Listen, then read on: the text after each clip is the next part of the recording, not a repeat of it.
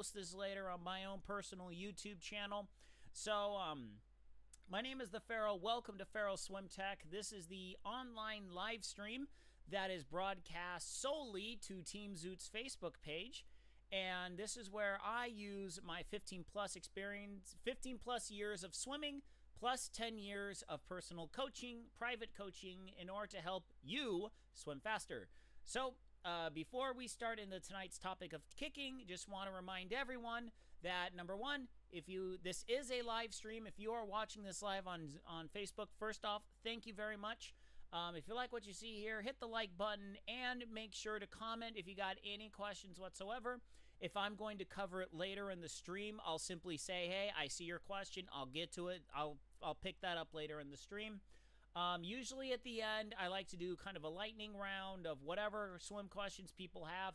Save them until the end of the broadcast. If you know you're not going to be here in the next, 30, 45 minutes, shoot it in the comments. I'll pick it up at the end of the stream. If you have any questions and are watching this as a VOD, please be sure to just leave comments either in the comments section if you're on YouTube or in the comments area, the chat box on Facebook. Because I do monitor the chats and I will respond to your questions. You're always welcome to DM me on Facebook and email down here, theferrell@gmail.com. If you would like to have me review your swim stroke, I offer that as a free service. Donations are appreciated. But shoot me an email, theferrell@gmail.com, and I'll get you all the information you need to know in order to get started. Now, tonight what we're going to do is we're going to talk about kicking. Now, kicking is kind of a soft spot for a lot of triathletes. A lot of triathletes don't like to kick. They don't think they need to kick, and they don't really want to kick. Because, number one, kicking in swimming is hard. The first thing we got to understand is that water does not behave like concrete. We talked about this last week, where we talked about the idea that if you push down on your shoe on concrete, you're going to run faster. The harder you push, the faster you run. The harder you push the pedal on the bike, turns the pedals, the faster you're going to ride your bike. Swimming does not work like this. If you move your legs faster, that does not guarantee you will kick faster. Okay? What I'm going to teach you tonight is I'm going to teach you how to use your legs effectively and efficiently. I am not going to teach you how to kick fast. Just remember that. I am here to turn your legs from a liability into an asset. Now, an asset does not mean it's going to be your primary generator of power. In swimming, in freestyle especially, freestyle and backstroke, your kick only comprises maybe 3 to 7% of your stroke. If you're stupid good, maybe 10% of your stroke. That's it. It's really not a big number. So if you're worried, you're like, oh, I got to get faster at kicking. No. That is completely the wrong mental attitude to have about kicking. What you want to do with kicking depends on your ability level. And we'll kind of talk about this more. This is more of a general introduction to the idea of kick technique, okay? If you are 2 minutes or faster per 100, you need to work on kicking technique only to get your legs away from being a liability. And we'll talk about how your legs are a liability later. If you're between a 145 and 2 minutes per 100, you're then starting to be at the point where you can start generating power with your legs. You're at a point to where hopefully you're not dragging your legs on the bottom of the pool. And if you're doing that, you can then start engaging those muscles and really starting to get a little bit of power out of them. Then once you get into the 145 to 130s, that's when you need to start upping your kicking abilities in order to have it be an actual contributor to speed. Only when you're under 145, that's when you really want to focus on your legs being speed. Until then, your legs are primarily there to aid in body rotation and the flotation of your lower body so your legs don't sink down to the bottom of the ocean. Then beyond that, when you're below 130, that's when you start working on really, learning how to effectively use your legs to generate more power. So it's very rare that I've seen swimmers that go under 130 completely misuse their legs. It's very rare when I see that. I almost always see swimmers that are above 2 minutes per 100 almost always misusing their legs. So, with that out of the way, let's talk about ways that your legs can become a liability. Now, remember, if you're watching this and you got any questions, please fire them away in chat as I take a drink. So, how are our legs a liability? I've already gone over one of them, and this is the idea when your legs just simply sink to the bottom, where your body positioning, your head's up here, your legs are all the way down there. That's when your legs become the worst liability, because not only are they producing legitimately zero power, they are holding you back immensely. And a good portion of that has to do with poor back posture. Next week, we will do the broadcast next week, probably on Monday or Tuesday, because Wednesday is when I leave for Lake Powell. So either Monday or Tuesday next week, and we will talk about body positioning. So arms, legs, and body positioning. Those are the three biggest items in swimming. If you can understand those, you are well on your way to becoming a much faster swimmer. But your legs sinking to the bottom of the pool also has a lot to do with your back curvature. That will be talked about next week. But your legs are not providing any lift. That means you are inefficiently kicking and your legs just aren't able to float up because either your back position or simply just the way that you are kicking.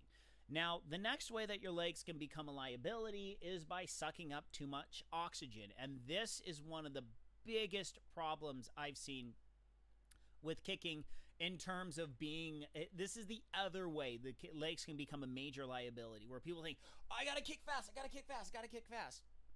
Well, remember, our bodies use three major sources of sustenance to move: oxygen, food, water. Okay? Oxygen, food, water. Okay? And electrolytes, blah, blah, blah. That's all contained within food. Air. Air is the number one thing that runs out the fastest. How do we use air when we go? This is just basic molecular biology. We breathe in oxygen. Oxygen goes to the red blood cells. Red blood cells get transported to the muscles. We move the muscles. Muscles take the oxygen, use it, give back the carbon dioxide. Carbon dioxide goes back to the lungs. Lungs breathe out the carbon dioxide, and that's how we don't die.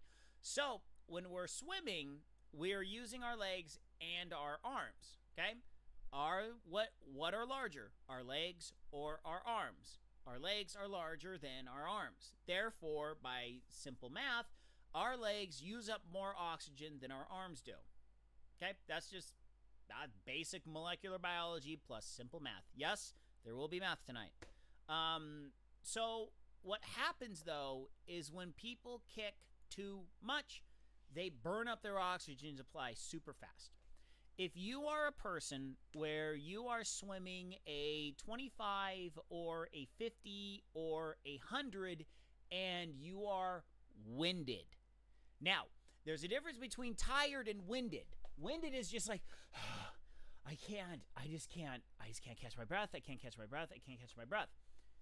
If you're winded, you're kicking too much. Hands down, no questions asked. You are kicking way too much. Now, if your muscles are tired, that's a different story. But if your cardiovascular system is too winded, that's like, essentially what that is the same concept of being in a climbing gear on the flats and just, just pedaling like no other. And your legs are burning up all this oxygen and you're producing zero power, right? Because if you're in your lowest gear, I always forget which ones they are on the bikes. The lowest gears are the climbing bikes. The highest gears are the ones who are in the downhill go gear. I don't know. That's the way I view it. If you're in the highest gear and you're going down a hill and you're just spinning your wheels like crazy, your legs will be fine, but your cardio system's going to be completely gassed. That's the same concept that's going on if you kick too much when you swim. Your legs are, I guarantee you, if this is happening to you, your legs are producing virtually 0 watts of swimming force power stuffs. We don't really have a good definition of power for swimming. So I've actually seen legitimate swimming power meters, and I look at that, I'm like, No. Just use a stopwatch, man. Don't worry about power. Use stroke count and stopwatches. That's all we needed back in my day. That's all we needed. We don't need these fancy electronic mumbo jumbo. So yeah. So if you're kicking way too fast, you're producing virtually zero power. You're burning up your oxygen supply. You're gonna have a bad time. Okay, so those are realistically the two major items of splash generation and the kick. Should be violent, splashing up to the ceiling, more of a rolling turbulent wake. If this makes you want to be more of a rolling turbulent wake, especially if you're doing distance. Essentially, okay. So let's go over, in order to answer that question, Victor, let me go over kind of the physics of kicking, okay? So now we've talked about how legs can become a liability in the kick. Oh, one other thing too is if you kick down too far, okay? So this is neutral. So this is your butt, that's your toe. If you kick down too far, you'll actually push water forward, okay? That's the other way your legs can be a liability. If your legs all a little bit to your point, violent and splashing up to the ceiling. If you kick down really hard, you're going to create a large splash up, okay? But if you go down too far, you're going to actually be using a component of that kick pushing water forward. So that actually halts your forward progression. So in order to kick, we need to understand a couple concepts about kicking, okay? So what is the anatomy of a kick? How does kicking make you move forward? And Victor, this will definitely answer your question, okay? How do we move forward when we kick? So what we want to envision is this is our leg, okay? Water surface is in line with our leg, okay? So in order to kick, we want to kick, okay, so if I'm here, this is the bottom of my foot, okay? Here's my knee, here's my knee, here's the bottom of my foot, all right? Most people, they do one of two things. Either number one, their quad and hamstring stays motionless, and they do this, okay? And if you want to try this at home, you'll see what I'm talking about. Where what happens is you kick here, you're going to feel it a lot in your triceps. Kick, kick, kick, kick, kick, kick. You're going to feel your tricep really flex, and that is what's helping extend your lower leg down here, okay? You can see kind of my lovely knee here, and boop, and boop, and boop. And if you do this, you'll feel your quad totally tighten up, okay? That's general mistake number one, only using half your leg to kick. If you do this, you're going to hammer your quads, you're going to hate yourself on the bike in the run. All right. Number two, worst thing I've seen people do is they treat the bottom of their foot like that's the part of the kick that moves you forward. So what they do is they bend their knee down and push their foot back. And so it kind of looks like this. Okay? More often than not, I see this, although I have seen this. This looks very strange because it is. So they draw their knee forward and then they push the foot back. So the reason why that's bad is because your foot has a very small surface area. Your leg has a nice large surface area. So we want to use our whole leg to kick.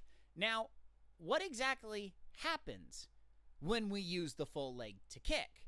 So what happens is you stay here. Your leg should move as one unit. That knee should be solid, tight. It should have tension in it.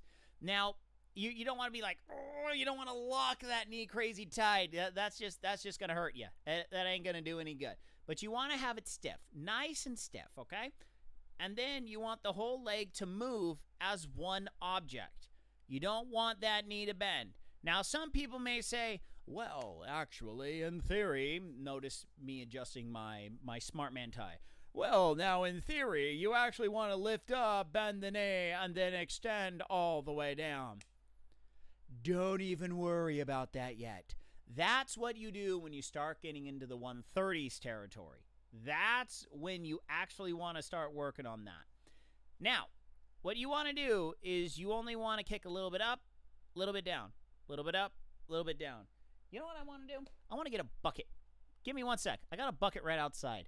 Let me grab a bucket real quick.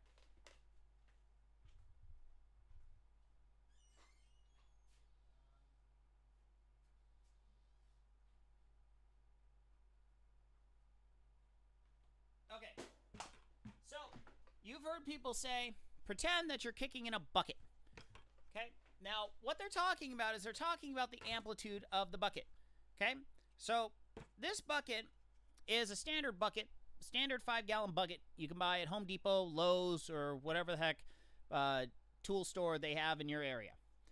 So, what you can do is you can put your foot in and then kick up, kick down, kick up, kick down. Okay? That is the amplitude of the kick that you should have. Okay? So, there's 2 things that we need to discuss with regards to your kick technique. Number 1, straight legs. Number 2, what's the amplitude of your toes? Okay?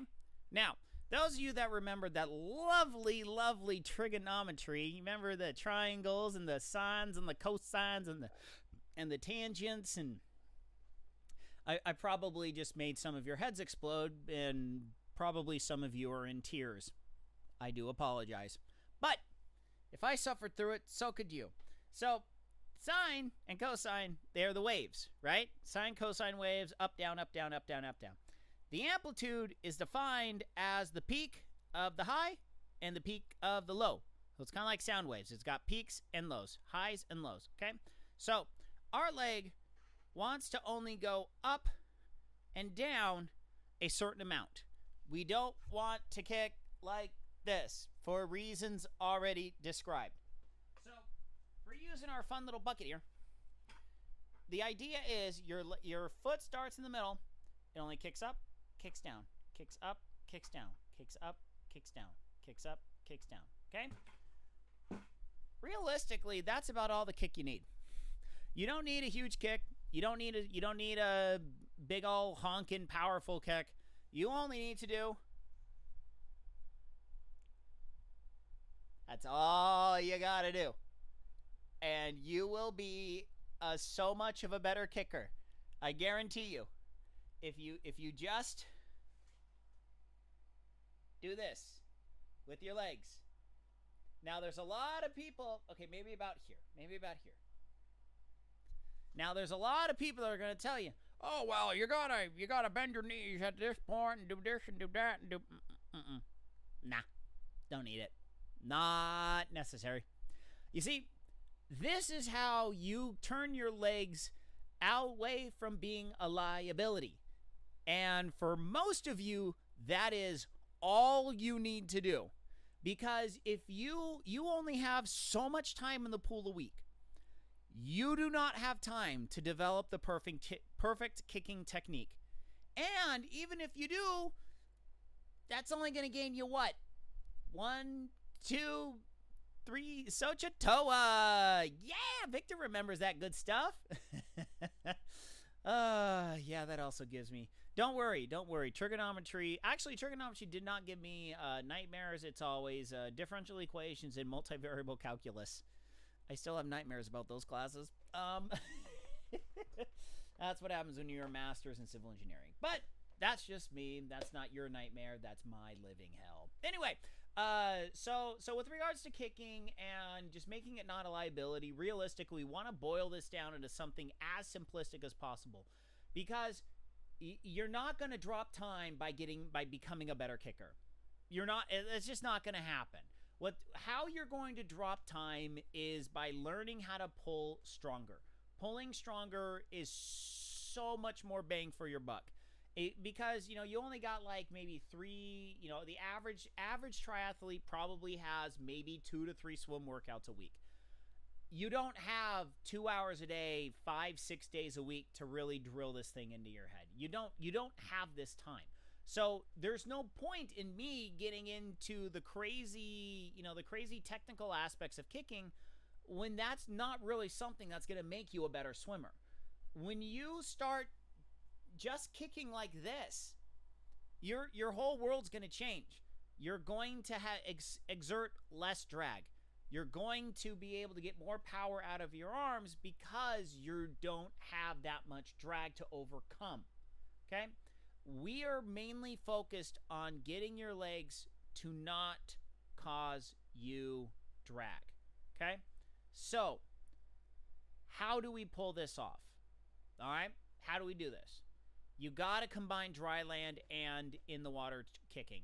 You got to do the dry land. If you want this to work, you got to do dry land, all right?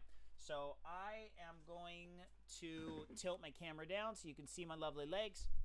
So what we got here is, imagine I'm sitting on the ground, and I'm sitting in my chair because I've tried to do this on the ground and it just doesn't work that well. So what you want to do is you want to start, let me take my sandals off. You want to start by sitting in a chair or sitting on the ground and just doing this, okay? Point the toes, straighten out the knees, and do this. Just kick like this. About 6 inches up, 6 inches down. Just do this, okay? This is all you want to do. Start by doing this. Start by learning how to engage the entirety of the leg to move it up and down, all right? So you really want to do this sitting on the ground. And then what you want to do is you roll on your stomach. Okay, you're going to roll on your stomach, do the Superman kicks, just like that. So I will demonstrate Superman kicking because there's a lot of, I've seen some people try and demonstrate it, and they usually almost always do it wrong. So let me demonstrate it real quick. Oh, that's gonna totally block me out. Okay, move this here. I'm gonna shift you. Oh my gosh, this is totally not gonna work.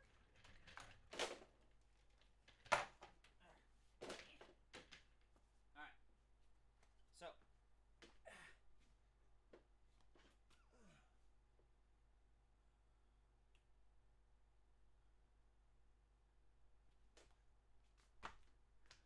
All right. So then that's the, I don't want to drag my chair over just yet. So then that's the next thing you want to do. You want to be on your stomach, doing Superman kicks. Pretty much you want to do like 3 sets of 2 minutes. 3 sets of 2 minutes every day. Lengthen it to 3, 4, 5, 6 sets of 2 minutes. That's really going to work your core when you're sitting on your butt. It's going to work your lower back when you're on your belly. And then another thing that you can do is, let me pull this out here. Let me move this back down. Another thing you can do is I have a little subwoofer here. So what you can do is you can stand on something, and if you can balance, and just do this. Move, get your toes pointed down, toe pointed down, and then neutral legs. Move your leg forward and back, forward and back, forward and back, forward, back, forward, back, forward, back. Okay? This will really help you with your balance and really work on just kind of the general fluid motion where you're actually, because here's my hands. Remember, we got your up, and your down, okay? Down is the opposite direction you want to go. Up is the direction you want to go. So your toes are pointed down, just like they would be in the water. And you're going to kick forward, back, forward, back, forward, back, which translates into up, down, and up, down. So that last one was a little extra credit. If you can pull that one off, I mean, you can do that just standing on a stair, standing on a step. You can do that in a lot of different places. So that's how you want to work on it on dry land. So let me bring my chair back.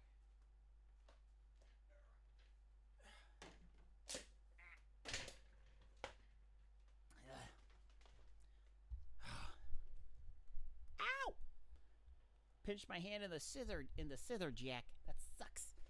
All right, so that's the dry land. I mean, that realistically is just the dry line. There's really not much. It's just mostly focusing on getting the leg to move as one unit and not bending the knee. Now, couple things. Now, and this will affect some of you, and I guarantee it. If you have a very hard time moving your leg back, okay? If you have a hard time moving your leg backwards, or in other words, moving it upwards towards the surface of the water, then you have very tight hip flexors. If you have very tight hip flexors, it is going to be very, very, very hard to do this kind of kicking. I guarantee it. A lot of you that are very strong cyclists and very, very strong runners, I can almost guarantee you your hip flexors are going to be very tight on average. You need to work on loosening up those hip flexors if you want to make this kick work for you. You don't got to do it crazy. It doesn't have to be crazy. Let's see here.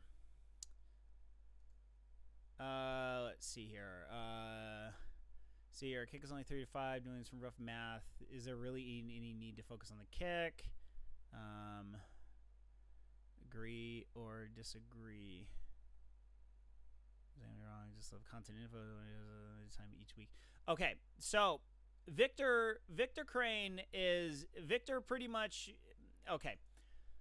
So the reason why you want to focus on kick technique is and I chose my words very carefully. You're not allowing your legs to become a liability. That's it. That's all you got to worry about. You need to check and see if your legs are a liability. Are you kicking too much? Are your legs sinking to the bottom of the pool? Are you wiggling? Because wiggling, you're getting nothing out of it. And not only that, you're sucking up oxygen. So when I talk about kick technique, all I'm literally talking about is just doing this. Just doing this. That's all you got to learn how to do. You don't have to build your leg. You don't have to build your legs. You don't have to, do a bunch of fast kicking sets. All you have to do is just this. That's all you got to do. And the reason why there is so much discussion associated with this. Now, don't get me wrong. There is a lot of theory and discussion associated with this. What you have to do is sincerely not that much. Now, the only time you may have to do, yep, you're overthinking it, Victor. I'm very careful, and trust me, I spend a lot of time monologuing on my own during car rides. Car rides with me would be very interesting if you're just a little fly on the wall, because all I do is monologue about random stuff that I stream about. And, I'm really trying to make this kicking something that is just easy to understand and something that's digestible and actionable, because there's nothing worse than me spending 30, 40, 50 minutes on kicking and you being like, I don't know what he's talking about. So now that's why I try and boil it down to kind of the most easiest way possible for you to get something out of your kick, but more than that, make it so your kick doesn't work against you. And that's my whole goal with tonight's stream, is helping you make your kick not work against you. Okay?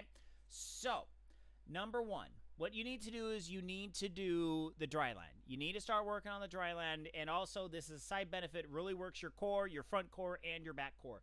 Really good all around dry land exercise, doing the kicks on your butt and your belly. Also, standing on something is good for balance, overall motor muscle skills. It's just really, really good to, have a good sense of balance. So then we get to the pool. What do we do in order to get this kick at the pool? So I have theorized about this. I haven't had anyone legitimately try this out and get back to me with it, though. This is my theory of how to teach you how to kick better. So the main problem is translating this on dry land into water, actually making you move forward. Now, let me explain for a minute how this kick makes you move forward. How does this kick make you move forward? What happens, okay?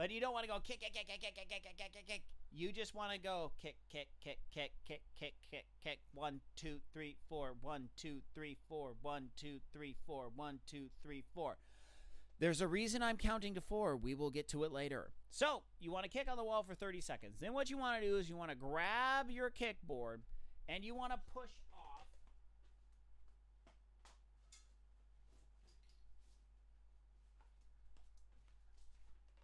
I should have had my kickboard ready to go. I do apologize. So how do you hold your kickboard? Number one, how do you hold your kickboard? Here is the Team Zoot kickboard, or the Zoot kickboard. Like this. Okay? Notice my arms are actually on top of the kickboard. Okay? My arms are on top of the kickboard.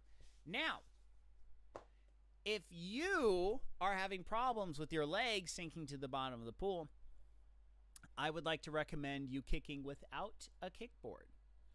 Try kicking without a kickboard for a 25 and just go kick, kick, kick, kick, kick, kick, kick. And then if you need, and you're going to hold your arms out in a streamline, okay? You're going to kick, kick, kick, kick, kick, kick. And then if you need to take a breath, just do one quick breaststroke, pull, take a breath, put your head back down, or do one stroke of freestyle, breathe, then put your face back in the water, kick, kick, kick, kick, kick, breathe, kick, kick, kick, kick, kick, kick, kick.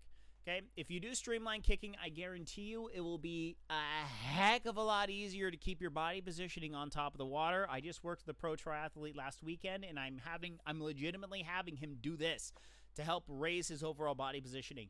We'll talk more about this next week, but for now, I think streamline kicking may be the ticket for a lot of people who just have an overall lower body positioning in the water. It doesn't help much with this, but if your body positioning overall is lower, this will help raise your body positioning.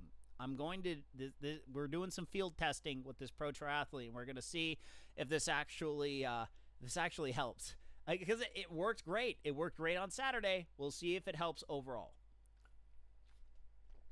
So you're going to grab a kickboard or a streamline kick. You're going to kick for a 25. You're going to do everything all over again. Get out, kick on your butt, kick on your belly, get in, kick on the wall, kick a 25, okay? So now you've gone a 50. So then you want to repeat the process again. Get out, kick on your butt, kick on your belly, hop in, kick on your belly. Now you're going to swim a 50. You're going to swim a 50. And your whole goal of this 50 is kick, kick, kick, kick, kick, kick, kick, kick, kick, kick, kick, kick, kick, kick, kick. That's it. That's all you're doing. Straight leg kicking, kick with your feet in a bucket. That's it. That's all you're focused on. That's all you're focused on. Your arms are simply there to move. They are not exactly generating a ton of power. Now, just kind of go back to something Victor got into / something overall. I legitimately stated your kick is pretty meaningless in terms of power generation. It doesn't create zero power. You should have no problems getting across the pool just kicking in a streamline and, taking a breath. Streamline kicking, no breathing. Okay, that's a pretty high tier ability to do that. You don't have to do that. You can just kick, kick, kick, kick, kick, take a breath, kick, kick, kick, kick, kick, kick, kick. You should be able to kick while staying on top of the water, and you should be moving forward at a decent rate, okay? Just because the kick doesn't produce a ton of power doesn't mean its power output is not completely able to do away with. And the reason why I talk about this is going to be the last topic I'm going to get into tonight. And now this is so everything I've covered up to this point, basic level. I mean, everyone all the way up until about a 145 should be really focused on simply kicking with stiff, straight legs, okay? If you have stiff hip flexors, if you're not able to kick up in the water, if that's very, very hard for you, or if you're trying to do your Superman kicks and you can barely get your thigh off the ground, that's the key. That's the key. If you're doing Superman kicks, your thighs do not get off the ground. You need to start doing yoga, basic yoga, do two 30-minute sessions of yoga a week. I guarantee you after about 3 weeks, you'll see vast improvement in your hip flexor mobility. Obviously, if you got hip issues, stuff like that, know your limits, know your actual limits. If you simply just have tight hip flexors, do yoga, basic yoga. Check it out. Check anyone out on YouTube. I like yoga with Adrienne. She does a good job with her yoga routines. I've done a number of them. Pretty much anyone just doing a basic 30-minute yoga session, that's all you need. Anything longer than 30 minutes, you kind of run the risk of overstretching and then things kind of get complicated. So just basic 30-minute yoga, that'll work for that. If you have a hard time pointing your toes, like if doing this is very hard, you see how my ankle is almost a perfectly straight line. If that is very, very, very hard for you, you need to stretch your ankles out. And all you got to do is just kind of kneel down with your toes pointed backwards. If that hurts, okay, essentially you're gonna look like this. Here, let me just show you real quick.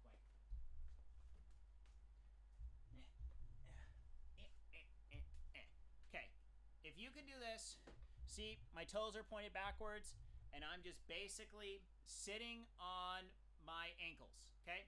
If this is very, very, very hard for you, what you need to do is you need to start stretching them. And you stretch them by slowly putting weight, using your hands. I have a green screen right here.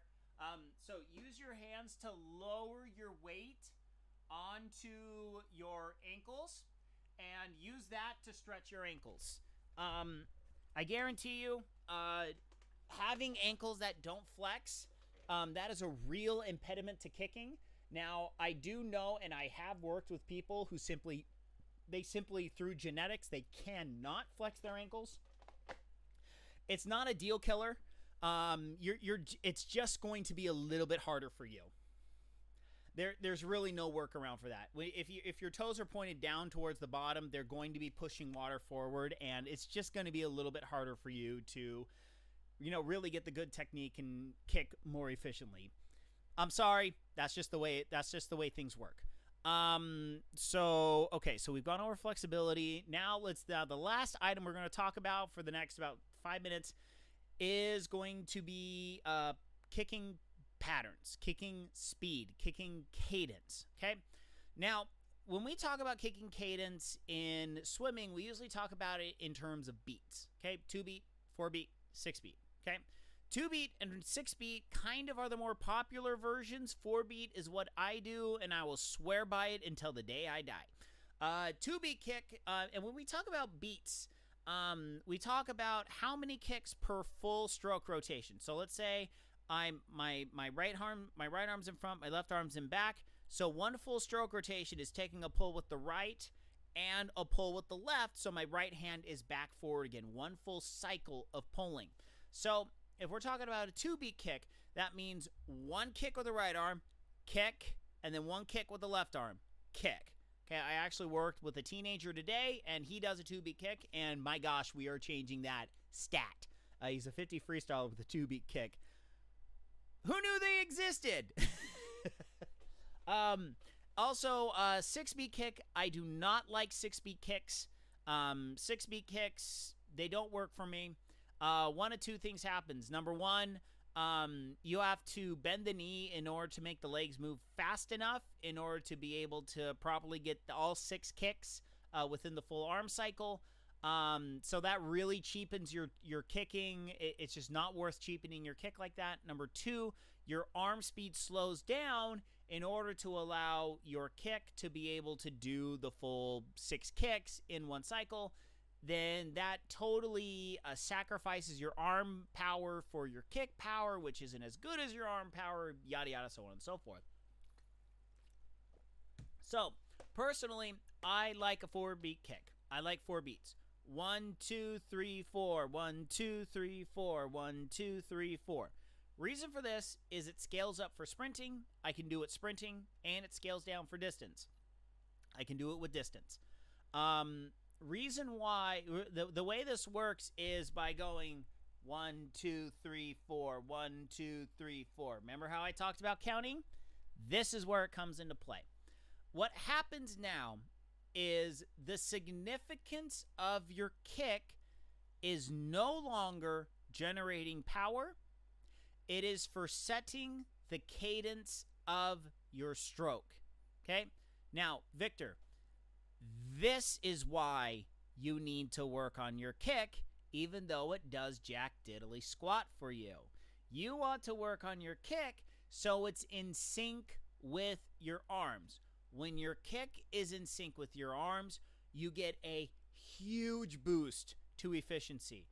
I have no scientific numbers to throw with this, just what I do and my own personal experimentation over the years.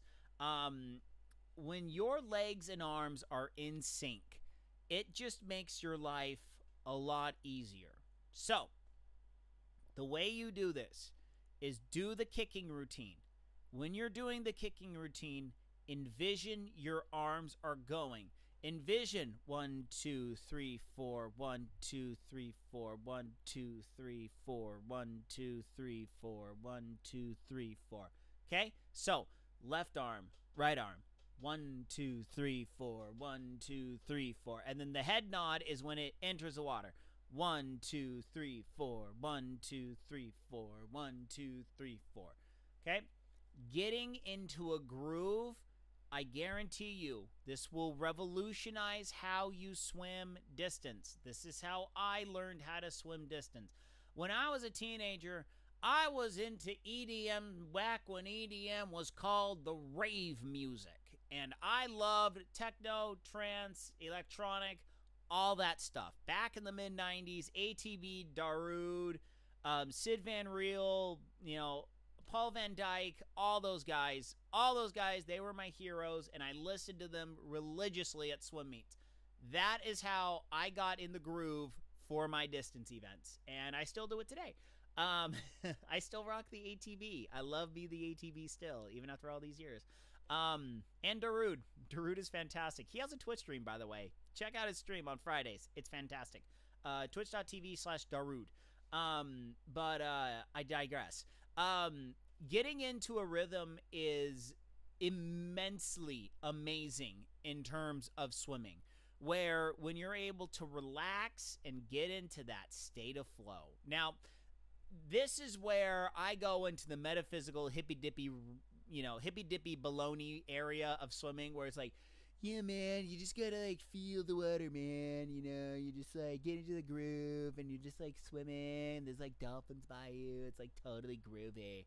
Yeah, it's weird. I'll openly admit I'm a little nerdy when it comes to, getting into that flow in water, and, being able to just be at ease and comfortable in that flow, where if your legs and your arms are completely out of sync, it just makes your life more chaotic. And if you're someone that is struggling with, getting over mental anxiety when it comes to swimming in open water, when if you get anxiety on race day and stuff like that, if you're able to just settle down into a groove, your life is going to get much easier in the water. And by using your kick to set the cadence, you allow yourself to slip into a groove. 1, 2, 3, 4. 1, 2, 3, 4. Your life, I guarantee you, will become a lot easier. So, starting tomorrow or starting in your next swim workout, a couple things you need to work on, okay? Well, starting tomorrow, start on the dry land, really. If you feel like your legs are a massive liability, just start doing the dry land. Just start doing that. Just start doing that. And start working it into your muscle memory every day. Just a little bit every day. And then when you get to the pool, start, thinking, when you do kicking sets, because all of us do kicking sets, start thinking of, how many kicks do you do? 1, 2, 3, 4. Start counting. Just start counting up to 4. And then, start getting into a groove to where it's consistent. Your kick is consistently 1, 2, 3, 4. Because I see people go 1, 2, 3, 1, 2, 3. Don't do that. 1, 2, 3, 4. 1, 2, 3, 4. Just get into a groove. Your life will be much better. It'll be a lot easier to swim. I can guarantee it. So that's going to be it for me. I got a couple more minutes just for while I'm kind of wrapping things up here. If you have any questions and you're still in chat, please hit them up in the chat. Let me get one more drink here. I have a couple fans going here in the garage. It's still pretty hot in here. Actually, the temp right now here in sunny Southern California is I don't know what the temp is. What the frick is a temp? Come on, phone. Tell me the temp. How dare you not tell me the temp? 80 degrees. It's still 80 degrees at almost 9 o'clock at night. Glorious. Yeah, so like I said, that's it for me. If you want me to review your stroke technique, please email me, theferrell@gmail.com. Thank you, Team Zoot, for allowing me to, take over your Facebook page once a week and talk about swimming. This is something that I absolutely love to do. If you have friends that live either in Eastern LA County area, North OC, San Diego County, San Bernardino County, if you got anyone that lives in those places, I do in-person swimming lessons here in my hometown of Glendora. If you want to set up a swim lesson, please email me, theferrell@gmail.com. I guarantee you I will be a heck of a lot cheaper than a lot of other professional triathlete coaches because I do this as a hobby. I mean, legitimately, this stream is a hobby. Zoot does not pay me to do this. I do this just out of the genuine love of swimming and the hopes that I can help more of you get faster at swimming. And you know what? Big shout out to Mark. I posed this idea to him about 2 years ago. And, he let me have this chance, and I've been loving it ever since. Thank you so much, Mark. You do such great work for Team Zoot. And just everyone else that's on the team. I meet people whenever I get the chance to travel, and I absolutely love doing it. So thank you all so much for tuning in. I see that there's no more comments, so we'll cut it here. Once again, thank you all so much for tuning in. If you like what you see here, for those of you that are watching on YouTube, please hit the subscribe button. Love to have you a part of the Frito Bandito Taqueria. I will be streaming on Twitch in about 20 minutes, and we'll be playing some video games. I got some buddies that come on voice chat. We chat and joke about a bunch of random stuff. So if you want to hear me crack a bunch of jokes, twitch.tv/theferrell1. So I'll be back next week, and we will be doing body positioning. It'll be a little bit shorter stream. There's not that much to go over with. So, yep. I hope this helps you swim faster. Tell your friends about me. Shoot me an email if you got any questions. Leave comments down below. And until later, my friends. Good night, Isaiah Norris. Wherever you are, I'm out of here. Goodbye, everyone. Goodbye.